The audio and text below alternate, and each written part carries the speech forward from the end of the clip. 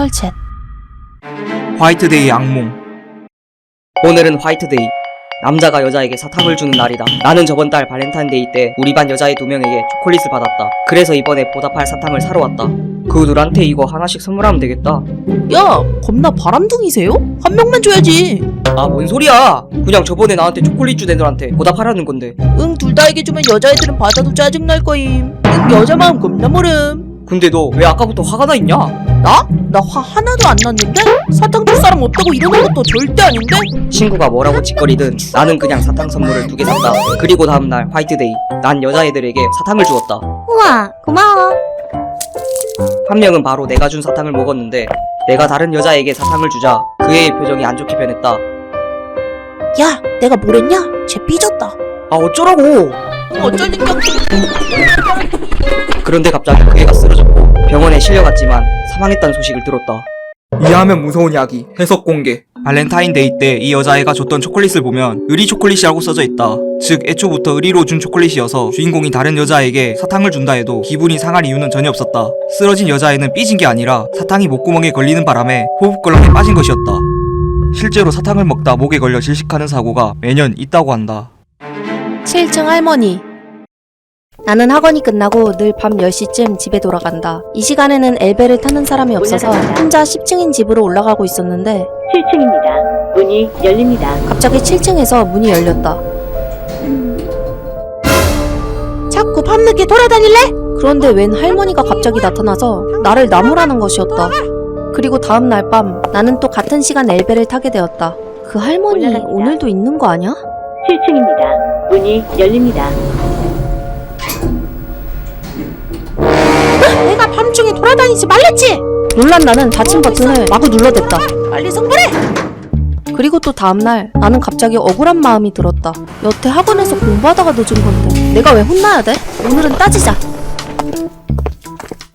7층입니다. 문이 열립니다. 너 무슨 나쁜 짓을 하려고! 할머니, 저 지금까지 학원에서 공부하다 온 거거든요? 그러나 할머니는 나를 계속 노려보셨다. 이해하면 무서운 이야기 해석 공개. 거울에 붙어있는 7층 광고 스티커를 보면 할머니가 무당인 것을 알 수 있다. 할머니는 계속 주인공의 위쪽을 가리키고 있는데 앱의 거울 속을 보면 주인공 위에 거꾸로 매달린 귀신이 보인다. 할머니는 계속 이 귀신에게 이곳을 떠나 성불하라며 화를 내던 것이다. 딸이 안 오는 이유. 와, 오늘 카레야? 지아가 좋아하는 거네? 조금만 더 있으면 완성이야. 그런데 저녁 먹을 시간이 다 되어 가는데 초등학생 딸이 아직도 집에 돌아오지 않고 있다. 근데 지아가 아직도 안 돌아오네? 어두워지는데 아직도 놀이터에서 노는 중인가? 나 애 좀 찾으러 갔다 올게. 오늘도? 알았어, 나도 갈게. 우리는 아이가 자주 가는 놀이터에 갔다. 아니나 다를까 딸은 그네를 타며 놀고 있었다. 너무 늦어서 걱정했잖아! 여보, 이제 저녁밥 먹을 시간이야. 자, 집에 가자. 하지만 딸은 아직 집에 가기 싫은 것 같았다. 왜? 아직도 놀고 싶은 거야? 여보, 어떡할까? 애가 더 놀고 싶다는데. 그러자 아내는 상냥한 표정으로 충격적인 대답을 했다. 이해하면 무서운 이야기 해석 공개. 여보, 그 아이는 우리 딸이 아니에요. 집에 있는 딸의 사진을 보면 놀이터에 있는 아이와 전혀 다른 얼굴인 걸 알 수 있다. 부부의 진짜 딸은 몇 년 전 놀이터에서 사고로 죽었다. 그 사실을 받아들이지 못한 남편은 매일 같은 시간 딸을 찾으러 나가고 나이가 비슷한 아이를 딸이라고 착각하는 증세가 생긴 것이다. 선희와 고이. 동생이 태어났다. 엄마는 요즘 엄청 힘들어 보인다. 동생을 돌보느라 잠도 제대로 못 자는 모양이다. 엄마, 많이 힘들어? 내가 도와줄게. 고마워. 근데 괜찮아. 에휴, 동생을 안 낳을 걸 그랬는데. 그치? 우리 지아만 있으면 되는데. 그건 그래.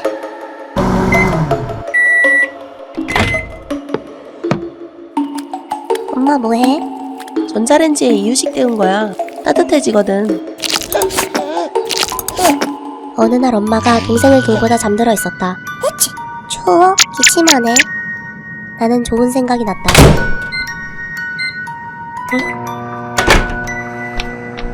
지아야, 동생 어딨니? 추운 것 같아서 따뜻한 곳에 넣어줬자. 뭐? 엄마는 바로 부엌으로 달려갔고 곧바로 전자레인지가 멈추는 소리가 들렸다. 엄마, 이해하면 무서운 이야기 해석 공개. 육아로 지쳐있던 엄마가 자고 있자 아이는 추워 보이는 동생을 따뜻하게 해주려고 전자레인지에 넣었다.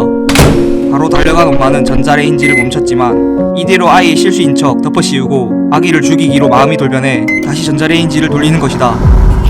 이것은 실제로 부모가 전자레인지에 자신의 아기를 돌린 사건들이다. 화장실 전등. 새로 이사온 집 욕실 전등이 계속 깜빡거렸다. 이를 닫거나 씻을 때마다 전등이 계속 깜빡거리고 꺼져버리니 불편했다. 결국 나는 새로 전등을 사서 교체하기로 했다. 됐다.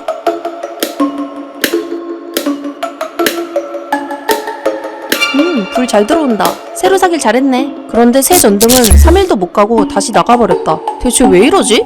아차가! 자세히 보니 천장에서 물이 떨어지고 있었다. 아, 이러니까 전등이 계속 나가지. 윗집 누수 문제인 것 같아서 윗집에 올라갔다. 아, 저 아래층 이사 온 사람인데요. 화장실에서 물이 새는 것 같아서요. 그러나 윗집 여자는 나를 말없이 쳐다보다가 문을 닫아버렸다. 이런 개나리. 그런데 바로 다음날 우리 집에 경찰이 방문했다. 윗집 분이 사망했는데 윗집 분이 죽었어요? 왜요? 예, 욕실 욕조에 물을 틀어놓으신 채 돌아가셨는데 2주 정도 지난 것으로 보입니다. 혹시 그동안 누수 문제가 발생하지 않으셨나요? 이해하면 무서운 이야기 해석 공개. 집 화장실 전등이 계속 나가던 이유는 욕실에서 물을 틀고 목숨을 끊은 윗집 여자 때문이었다. 그 때문에 누수가 생겨서 아래층의 주인공네 집 전등은 교체를 해도 고장이 계속되었다. 그런데 경찰은 윗집 여자가 죽은 지 2주가 되었다고 했다. 그렇다면 어제 만났던 여자는 사람이 아니었던 것이다. 개 짖는 소리.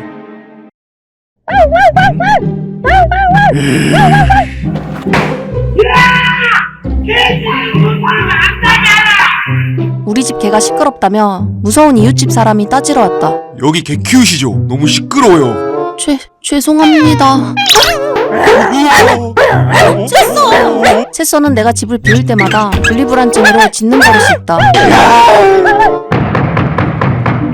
아니 개 좀 조용히 시키라니까요. 성대 제거 수술이라도 시키던가. 하지만 채써에게 도저히 성대 수술을 시킬 순 없었다.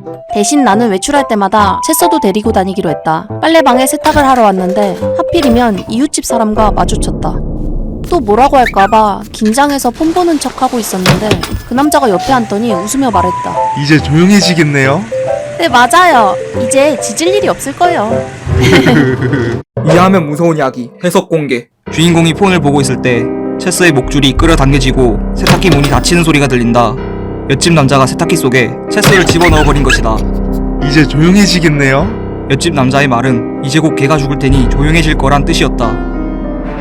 커다란 행운. 오랫동안 기다려왔던 내 최애의 콘서트장에 왔다. 아직 시간이 남아서 주변을 둘러보고 있었다. 어? 저게 뭐지? 어서 오세요. 이게 뭐 하는 건데요? 간단한 게임입니다. 이 카드 2장 중에 조커를 뽑으면 이기는 거죠. 와, 이기면 뭘 주나요? 커다란 행운을 드립니다. 자, 뽑아보시죠. 어떤 게 조커지?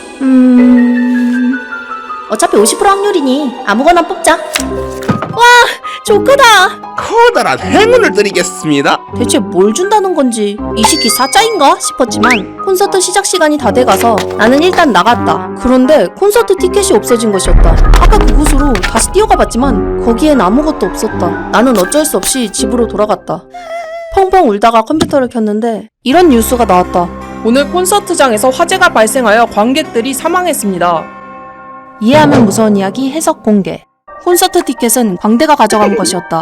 그 때문에 주인공은 콘서트를 가지 못했지만 덕분에 사망을 피할 수 있게 된 것이다. 광대가 말한 커다란 행운은 바로 이것을 의미했다. FBI 심리 테스트. 연년생이지만 굉장히 사이가 좋은 자매가 있었다. 잠도 맨날 붙어서 같이 자고 좋아하는 음식 취향이 똑같아서 밥도 맨날 같이 먹고 좋아하는 TV 프로도 똑같다 보니 채널 가지고 싸울 일도 없었다. 언니! 웬 개소리, 아니 벨소리가 울리는데? 언니 폰 아냐? 여보세요? 네? 언니가 받은 전화는 먼 친척이 돌아가셨다는 전화였다. 자매는 같이 장례식에 참석했다. 그런데 이날 처음 본 남자가 조문객으로 오게 되었다. 언니는 그 남자에게 첫눈에 반하게 되었다. 그러나 언니는 그 남자에게 말 한마디 못한 채 장례식이 끝나버렸다. 그날 밤 집에 돌아온 자매는 여느 때와 다름없이 같이 잠들었다. 그리고 그날 언니는 동생을 죽였다. 언니가 동생을 죽인 이유는 무엇일까? 이해하면 무서운 이야기 해석 공개. 이것은 한때 FBI가 실제 범죄자를 가려내는 심리 테스트라며 유행했던 괴담이다. 보통 일반인의 대답은 언니가 동생을 질투해서 그 남자가 동생을 좋아할까봐, 동생도 그 남자에게 반했을까봐 등이다. 그러나 범죄자 성향의 사람은 이렇게 대답한다고 한다. 다시 한번 장례식을 열면 그 남자를 만날 수 있으니까요. 자리 양보.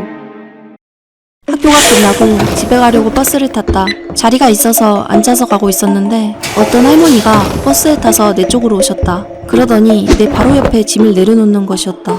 할머니, 여기 앉으세요. 아니요, 나 좀만 가면 내려야 돼. 그 말에 나는 다시 자리에 앉았다. 근데 요즘 애들은 인성이 나락이여. 어른이 와도 양보 안 하는 폼 묻혔다. 할머니 앉으세요. 다시 자리를 권했지만 할머니는 굳고 사양했다. 그런데 잠시 뒤 또 근데 애미애비가 교육을 대체 어떻게 시킨 거요? 뚝배기 마렵구마잉. 할머니, 제가 계속 앉으시라 했는데 안 앉으시고 왜 저희 부모님까지 들먹이세요? 뭐야? 기사 양반 서세요. 내가 야 교육 좀 시켜야 쓰겄어. 따라 내려 이거사. 따라 내려. 네. 그런데 버스 문이 확 닫혔다. 아저씨, 문 열어주세요. 그러자 버스기사 아저씨가 대답한 말에 나는 놀라서 말문이 막혔다. 이해하면 무서운 이야기 해석 공개. 학생, 뒤에 봉고차나 보고 말해.